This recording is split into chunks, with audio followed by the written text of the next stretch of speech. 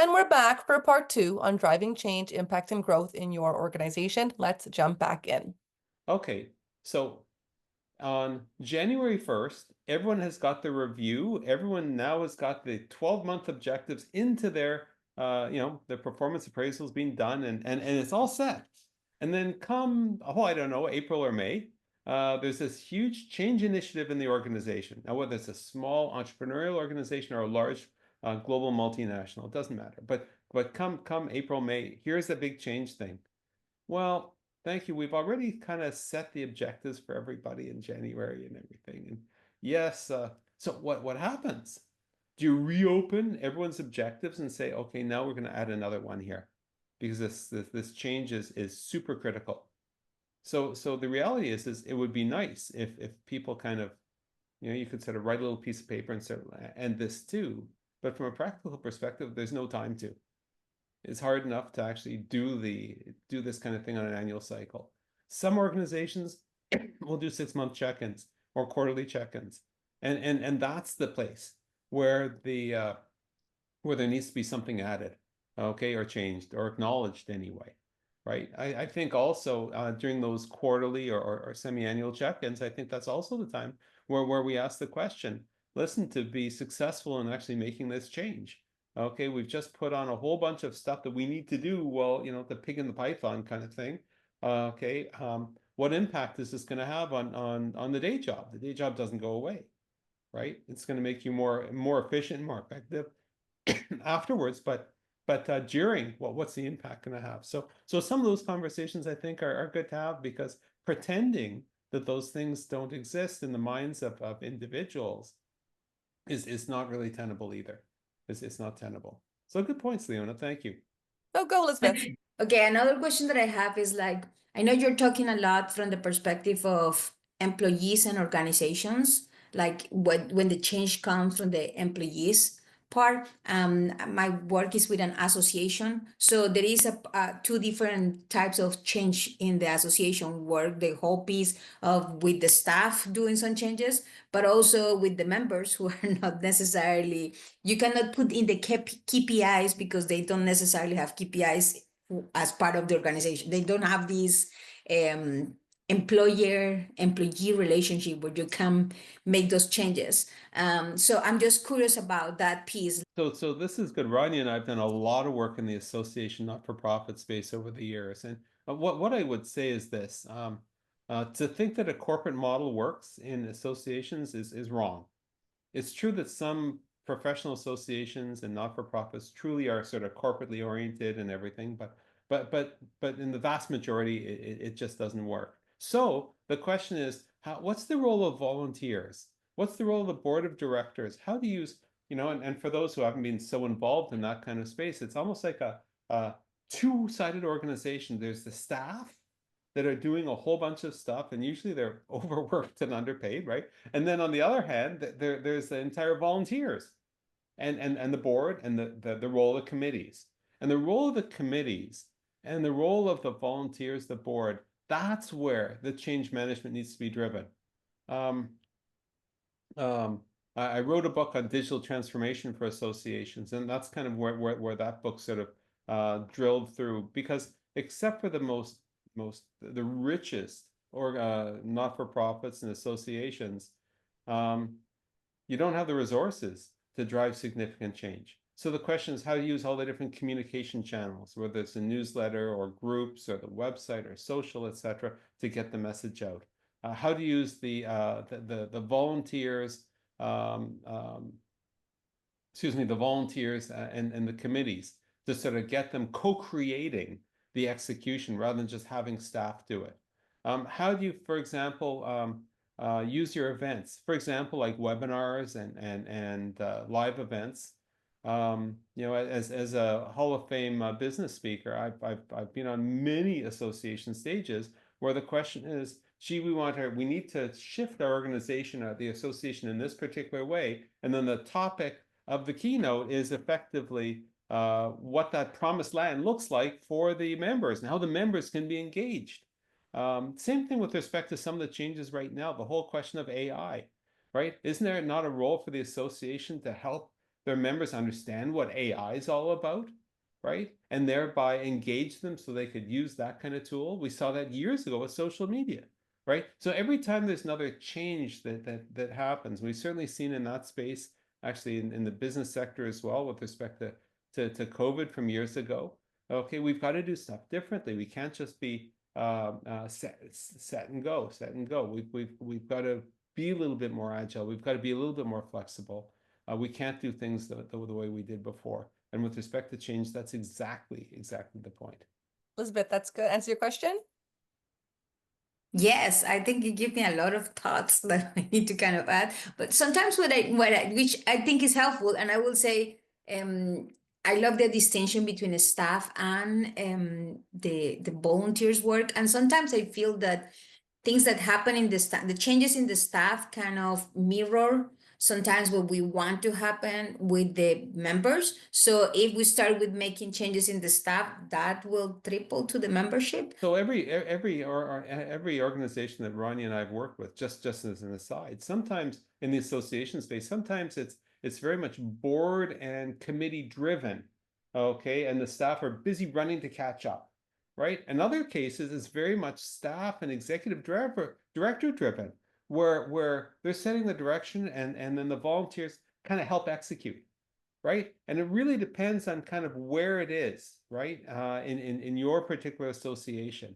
But listen, if you don't bring all the staff up to speed, how could they even possibly lead, let alone catch up to a very powerful volunteer? I'd also say, just from a training perspective, interestingly, you don't have to do it yourself. You could outsource all the training, the webinars, all that kind of stuff to organizations like us, for example, right? So there's other ways of saying, well, how do we change our business model to allow us the flexibility to make whatever change it is that you actually need to do?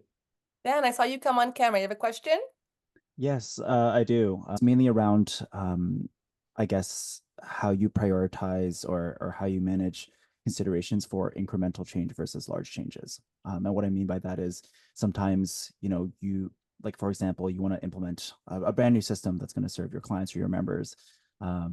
And there are some intermediate components that you can kind of be working on and training people incrementally on this, or you can kind of just implement the large change overall and slowly get people up to speed that way. Of course, when you do things incrementally, it might mean that, you're spending a lot more time. It's going to be more costly, all those kinds of things. But if you make a change that's too large, maybe not everyone's ready for that, and you end up leaving some folks behind. So just what's your thinking around that? How do you manage those decisions? Okay, so that's a really good one. What I would say is this: there's been an awful lot of, everybody admires Toyota. It's one of the world's top automotive manufacturers, and they are just unbelievable when it comes to incremental change. Every year, the Prius hybrid gets better and better and better and better. Every year they change, 1% better after 20 years. Oh my God, it's a completely different automobile, right? And that has worked exceptionally well for them. However, there's this little kind of other company called Tesla that came out with this idea of a completely electric car. Where the heck was Toyota? Everybody's got electric cars, but Toyota was left in the lurch. Why? Because they made a decision that this incrementalist approach was the only way to do it. The taxi cab industry, right, protected by regulation. Then all of a sudden, this little thing called Uber came about, right? The entire society, when COVID hit society, we weren't really ready for that, right? So the problem with sort of choosing one approach is that you get smacked on the side of the head when there's some sort of external disruption that actually happens, right? We're seeing that now with AI, just as an example. So what I would say is this: it's important to do incremental improvement just as a business as normal thing. Incremental change. We're not dumb people. We can actually make improvements. If you're managing properly, everybody will always be looking for ways to do better. We're not a journeyman where we're just doing the same thing over and over and over and over again. Hopefully everybody, from the most junior to the most senior, can think of ways and implement it, right? You could do this as groups, as divisions, as whatever, but incrementally, right? But you also have to give some space for transformational change, right?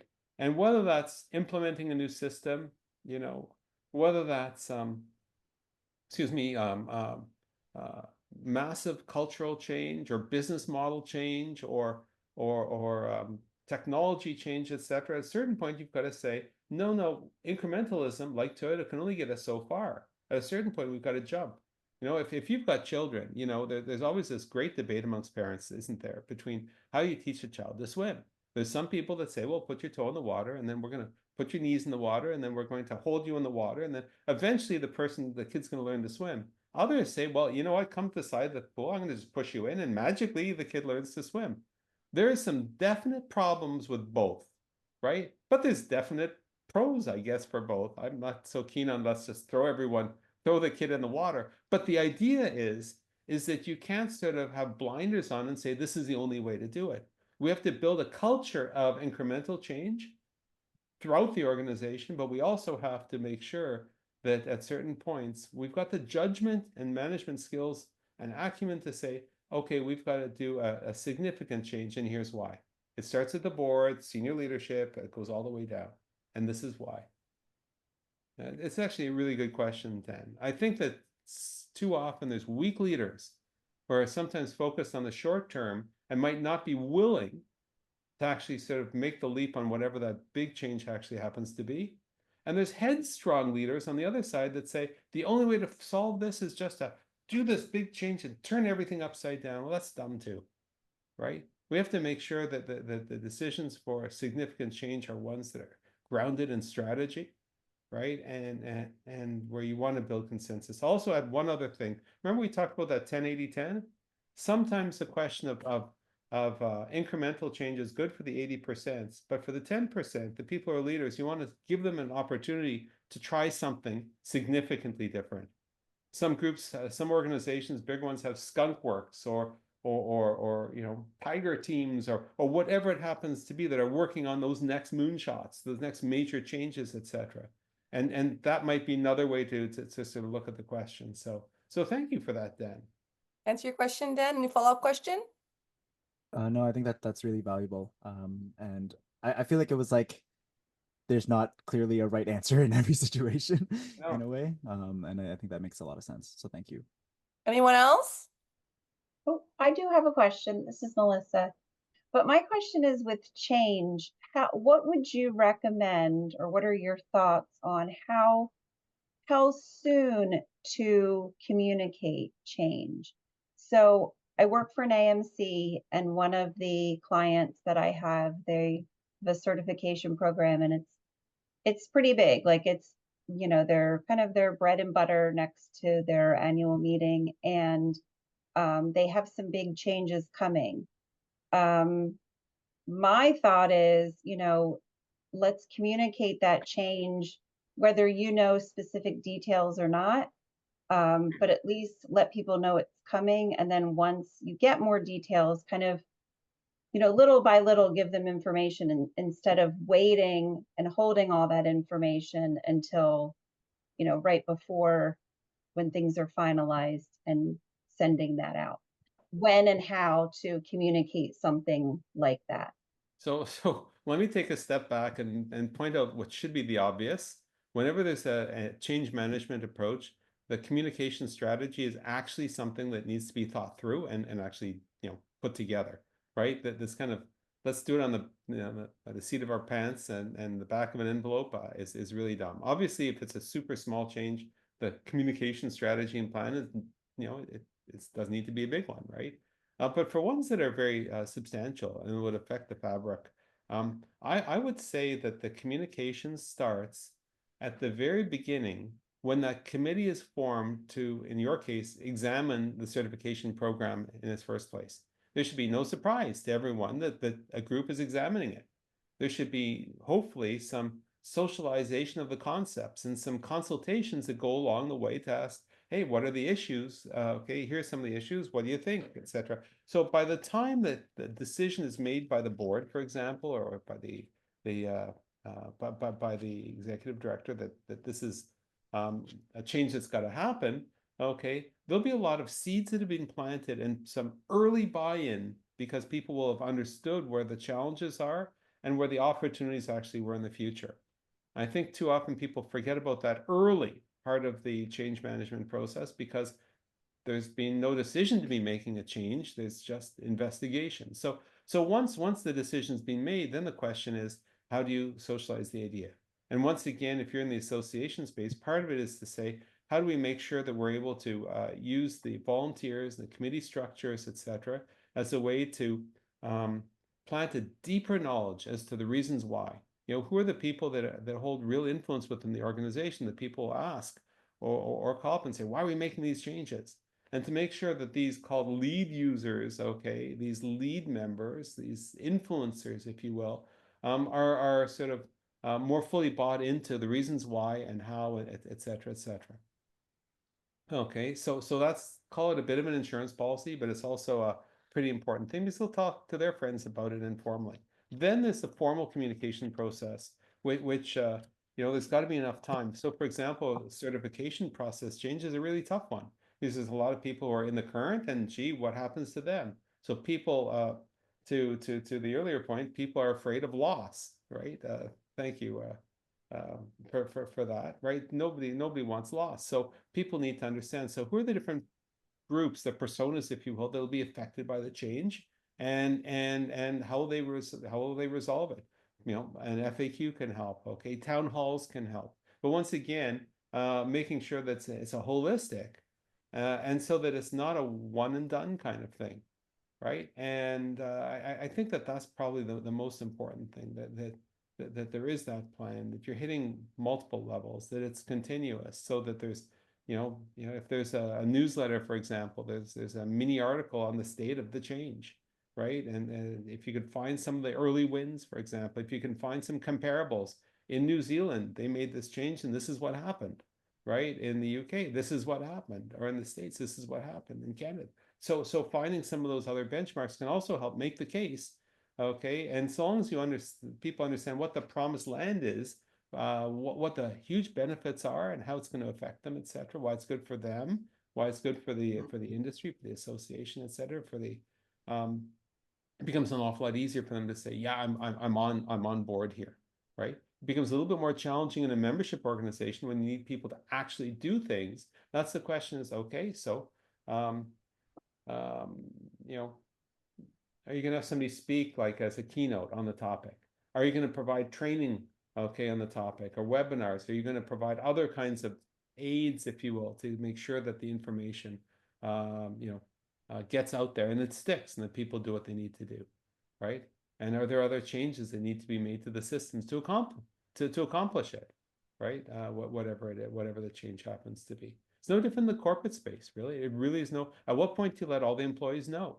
Well, hopefully, you've got a group of people, not just a little committee in the corner, okay, but you've got a group of people who've been involved in the decision of why and what and how, and there's been some consultation, there's been some socializing of ideas. You've touched base with the different groups within the organization, either functionally or geographically. You know, so by the time you're ready to announce it, I don't want to say it shouldn't be a secret, but you know, there should be a lot of people who kind of already know, right? They should already know. Okay, I have a question, Randall. Well, a thought. I read this week something with conventional wisdom.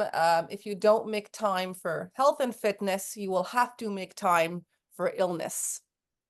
And I was thinking about this idea as it applies to our clients and the problems they have in their organizations and having to manage those priorities and what changes to implement when, as you say, we have to change the wheels while we're driving.